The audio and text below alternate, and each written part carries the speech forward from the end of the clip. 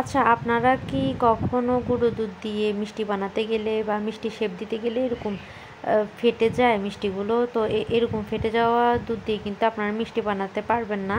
তবে আজকে এমন একটি রেসিপি নিয়ে এসেছি, এরকম ফেটে যাওয়া দুধগুলো দিয়ে আমি পারফেক্টভাবে এক ধরনের নয় 2 ধরনের মিষ্টি রেসিপি করে দেখাচ্ছি। একটি হচ্ছে রসমালাই আর একটি হচ্ছে স্পঞ্জ মিষ্টি। তো তাহলে চলুন শুরু করা যাক। আজকের এই রেসিপিটির ফলে কিন্তু আপনাদের মিষ্টি বানাতে গিয়ে যদি গুঁড়ো দুধটা নষ্ট হয়ে যায় তাহলে আর কোনো আফসোস থাকবে না। আপনারা কিন্তু আবার সেই গুঁড়ো দুধগুলো দিয়ে পারফেক্টভাবে মিষ্টি বানাতে পারবেন।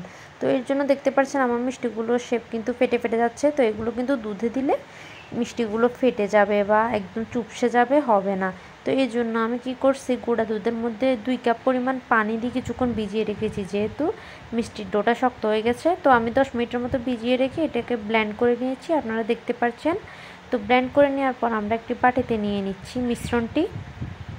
তো এরপর আমরা এই ছানা কাটার জন্য একটা মিশ্রণ তৈরি করব। তো 2 টেবিল চামচ আমি ভিনেগার দিয়ে দিয়েছি, আর এই 3 টেবিল চামচ পানি দিয়ে দিয়েছি।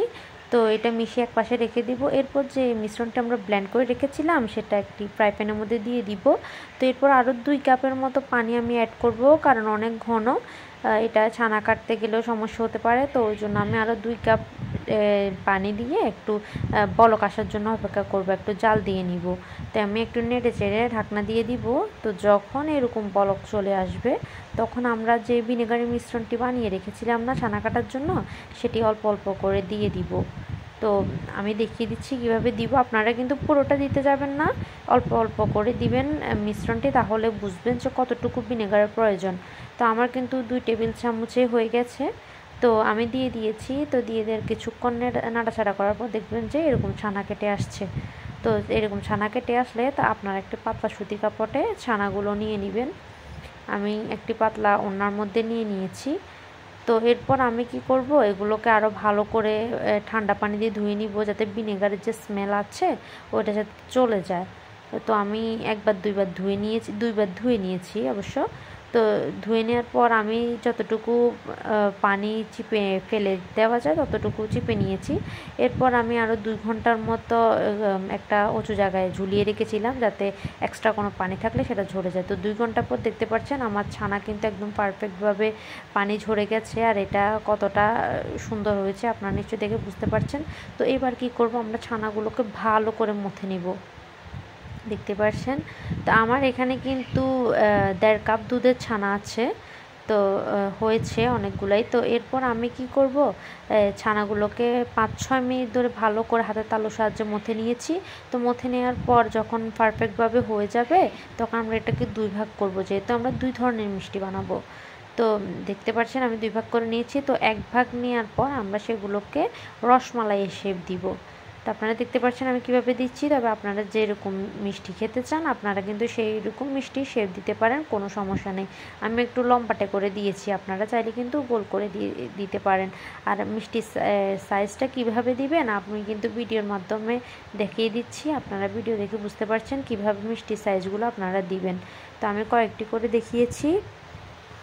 আমার কিন্তু সবগুলো মিষ্টি করা হয়ে গেছে, আপনারা দেখতে পাচ্ছেন। তো এবার আমি মিষ্টিগুলো জন্য চিনি শিরা বানিয়ে নেব। তো চিনি শিরা বানানোর জন্য আমি একটি কড়াইয়ের মধ্যে 1.5 কাপের মতো চিনি দিয়ে দিয়েছি। তো 1.5 কাপের মতো চিনি দেওয়ার পরে আমি এখানে পানি দিয়েছি প্রায় 2.5 কাপের মতো।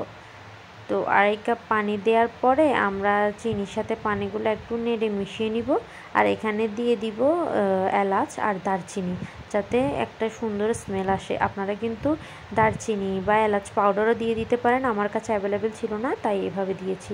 তো বলক আসার পর্যন্ত অপেক্ষা করব। তো যখন এরকম বলক চলে আসবে আমরা যে রসমালাই বানিয়ে রেখেছিলাম না, সেগুলো দিয়ে দিব পানির মধ্যে একে একে করে। আপনারা আলতো হাতে দিবেন, কারণ এখন কিন্তু ছানার মিষ্টিগুলো অনেক নরম আছে। তো এরপর আমি হাই হিটে 10 মিনিট জাল দিলাম। তো 10 মিনিট জাল দেওয়ার পর দেখতে পারবেন যে মিষ্টিগুলো কিন্তু ফুলে গেছে অনেক। তো আরও 5 মিনিট জাল দিয়ে দিব আমি। তো 5 মিনিট জাল দেওয়ার পর দেখতে পাচ্ছেন আমার কিন্তু এরকম হয়েছে। তো এখন আমি একটি বাটিতে এগুলো সবগুলো উঠিয়ে নিব। আপনাদেরকে দেখিয়ে দিচ্ছি এটা কতটা নরম স্পঞ্জি হয়েছে। আপনারা এর বেশি জাল দিতে যাবেন না, যদি চিনি শিরাটা শক্ত একটু ঘন ও অতিরিক্ত ঘন হয়ে যায় মিষ্টিগুলো কিন্তু ফুলবে না বা দেখতেও সুন্দর লাগবে না, শক্ত হয়ে থাকবে। তো আমি এখন বলের মধ্যে নিয়ে নিয়েছি। তো আরেকটি পাইপ্যানে আমি 1.5 কাপের মতো দুধ নিয়ে নিয়েছি। তো দুধটাকে আমি বলক ওঠা পর্যন্ত অপেক্ষা করছি। তো বলক উঠে গেলে আমি এখন মিষ্টিগুলো দিয়ে দিব, যে মিষ্টিগুলো শিরা থেকে উঠিয়ে নিয়ে রেখেছিলাম, রসমালাইগুলো। তো রসমালাইগুলো দিয়ে কিছুক্ষণ নেড়ে ছেড়ে আমি ঢাকনা দিয়ে ঢেকে দিব এবং এগুলোকে আমি 7 থেকে 8 মিনিটের জন্য এই জাল করব। আর ঢাকনার মধ্যে যে ছিদ্রটি ফুটোটি আছে ওইখানে একটা টিস্যু দিয়ে দিবেন যাতে বাষ্প উপরে চলে না যায়। তো আমি কি করব, একটু পর পর নেড়ে দিব, আর ঝাঁক আসলে এরকম ঢাকনা উঠিয়ে দিবেন, না হলে কিন্তু দুধগুলো উতলে পড়ে যাবে। তো আমার হয়ে গেছে 7 থেকে 8 মিনিট পর আমি নামিয়ে নিচ্ছি। তো আপনাদেরকে গরম গরমে দেখিয়ে দিচ্ছি যে এটা কতটা সুন্দর হয়েছে বা কতটা স্পঞ্জি হয়েছে। আচ্ছা, এবার চলে যাচ্ছি আমরা এখন দ্বিতীয় মিষ্টির দিকে। তো আমরা যে অর্ধেক পরিমাণ ছানা রেখেছিলাম ওইটাকে আমি আরও 1 মিনিটের মতো মথে নিয়েছি। আপনারা মথে না নিলেও পারেন, কারণ আমরা প্রথমে মথে নিয়েছি। তো এরপর আমি স্পঞ্জ মিষ্টি শেপ দিয়ে দিব। আপনারা আপনাদের পছন্দ মতো যেরকম শেপের স্পঞ্জ মিষ্টি করতে চান আপনারা সেরকম দিয়ে দিবেন, কোনো সমস্যা নেই। আর আমি দেখিয়ে দিচ্ছি ভিডিওতে কিভাবে আপনারা স্পঞ্জ মিষ্টি শেপ দিবেন। আমি 2-3টা করে দেখিয়েছি, আপনারা দেখে নিশ্চয়ই বুঝতে পারছেন কিভাবে করবেন। তো আমার সবগুলো মিষ্টি তৈরি করা হয়ে গেছে। আমি মিডিয়াম সাইজের করে বানিয়েছি, আর এখানে কিন্তু কোনো ফাটল নেই, আপনারা দেখতে পাচ্ছেন।